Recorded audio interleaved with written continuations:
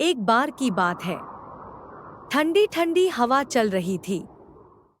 पेड़ हिल रहे थे। बड़ा सुहाना मौसम था। चारों ओर हरियाली की छटा बिखरी हुई थी।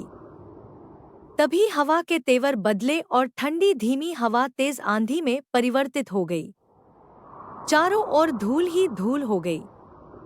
तेज हवा से पीपल का एक पत्ता टूटकर रास्ते पर जा गिरा और पास ही एक मिट्टी का ढेला भी आकर गिरा। उस तूफानी हवा में पीपल के पत्ते को लगा कि पता नहीं कहाँ बहुत दूर यह आंधी उसे उड़ा ले जाएगी। उसने ढेले से कहा, मित्र, इस आंधी में पता नहीं मेरा क्या होगा। पत्ते के स्वर में डर और कंपन थी। ढेले ने सांत्वना देते हुए कहा, चिंता न करो मित्र, मैं तुम्हें कहीं नहीं जाने दूंगा। मैं तुम्हें इस आंधी में उड़ने नहीं दूंगा। कहते ही ढेला तुरंत लुढ़क कर पत्ते के ऊपर बैठ गया। तेज हवा थोड़ी देर बाद बंद हो गई और पत्ते को ढेले ने उड़ने से बचा लिया। उस दिन से उन दोनों में गहरी मित्रता हो गई। वह दिनों एक साथ रहने लगे, एक साथ ही खेलते कूदते थे। जहां भी जाते थे दोनों एक साथ जाते थे। एक दिन दोनों खेल रहे थे। खेल में दोनों इंट मदहोश हो गए थे कि कब शाम हो गई पता ही नहीं चला। तभी अचानक मौसम में कुछ बदलाव हो गया और चारों तरफ घटाएं छा गई। तभी वर्षा शुरू हो गई और ढेले के लिए मुसीबत भी।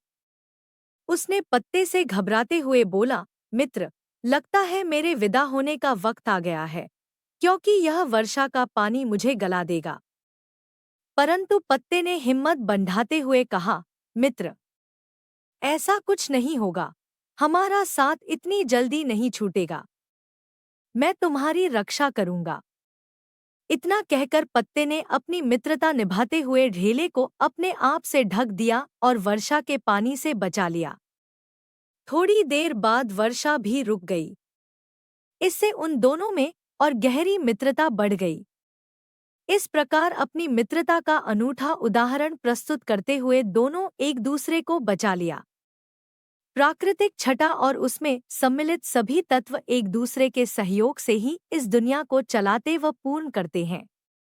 पीपल के पत्ते और ढेले की मित्रता इसका एक अनुपम उदाहरण है। आप सभी से प्रश्न है कि पत्ते को उड़ने से किसने बचाया? इसका जवाब आप कमेंट में बताएं।